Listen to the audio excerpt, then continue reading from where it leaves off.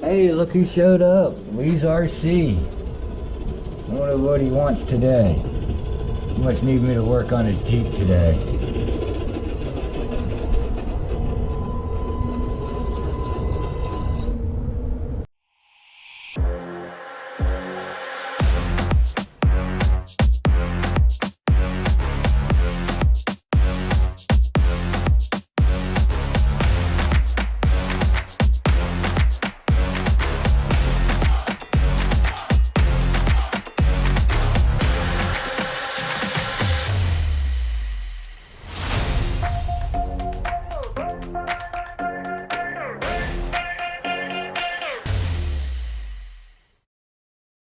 Alright guys, here we are back in the shop.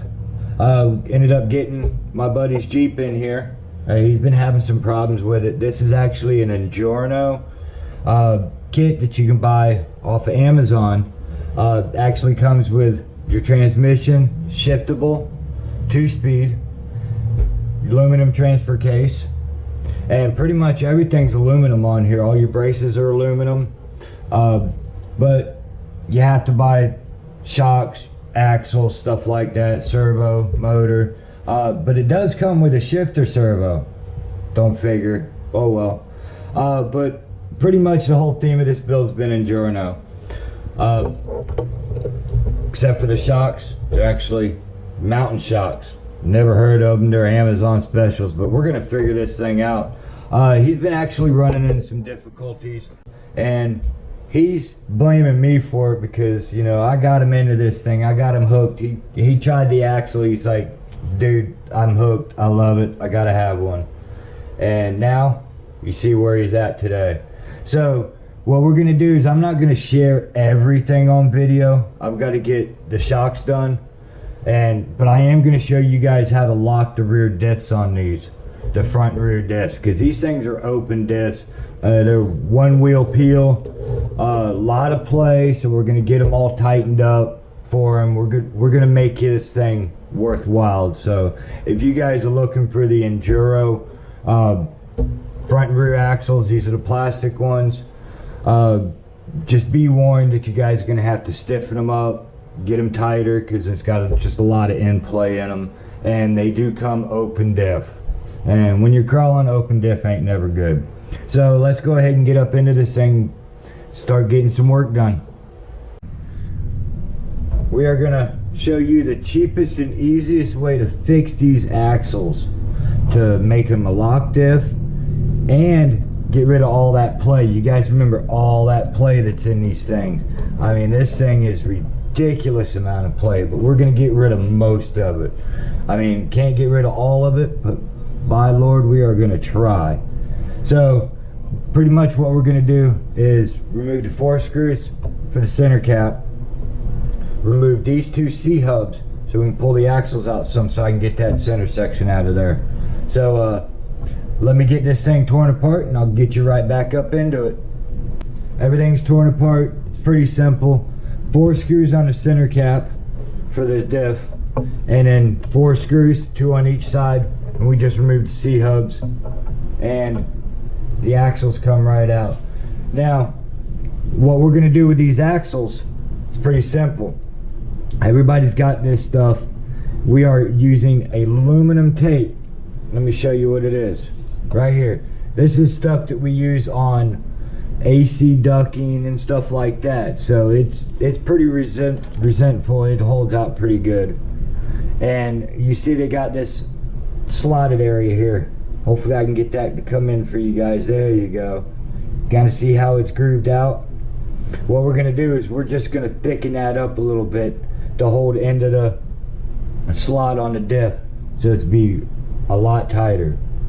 And then of course we're going to lock the diff, and I'm going to get this diff taken apart, show you guys what I go through to get that thing locked. And this is the front diff section, and it usually just rides up on a couple bearings. We're going to remove this from the cap. You guys see bearing, it's okay. We're going to just slide that off. And these are the 4 screws that you remove to get this top section off and expose the gears inside that we're going to lock. So we're going to go ahead and get these 4 screws removed. I'll show you the inside and show you what we guys go through. You guys see? Loctite epoxy, general purpose, 5-minute set time.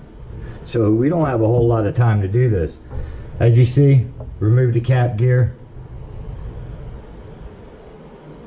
Put a piece of tape at the bottom because some of this stuff's going to come out. So we want to try to keep it best as we can. Just mix up about as much as you want. It don't take a whole lot.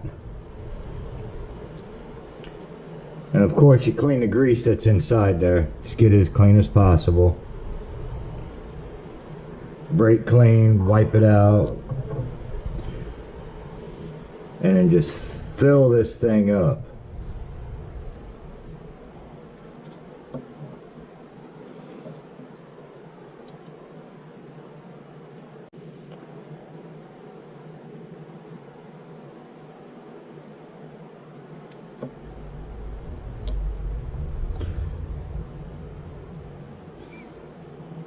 Try to do this outside so you'll be aired out because this stuff stinks.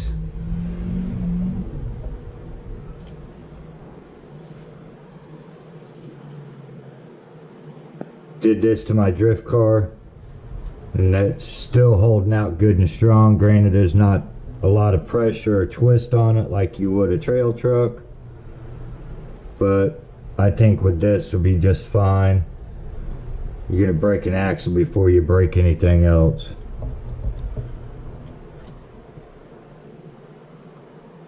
Hey, one good thing about this, don't have to worry about greasing your disc, because what's there to grease? Alright, we're going to get this cap on. Get back, right back with you. Alright, as you guys can see now, as I explained, aluminum tape put up on there, and here's how we did it. As you see, a little strip, we laid this down about where the groove was at, took a hobby knife, razor blade, cut it, and did one full wrap on that. Definitely a lot better than what it was. She's a lot tighter. We're gonna get this front diff all put back together, guys. And as you guys can see, it's all back together. The front and rears are locked. And you see, he's going to be sporting the Remo hobby wheels on this Jeep. It kind of fits the scheme pretty good with it. We're going to go ahead and get this body put up on here. Give this thing a little test rip just to make sure everything works good before Lee comes and picks this thing back up. And don't forget, if you guys haven't seen his channel, it's Lee's RC. He has done the full build breakdown on this Jeep with all the parts. So if something that you guys see on this Jeep that you guys like, go check his channel out, see it. He's got video parts on each part he's done, and check him out. And he's got the links in the description on all the parts as well. So let's get outside and test this thing out. Well, here we go with the rip, guys. See how it goes. Steering works good.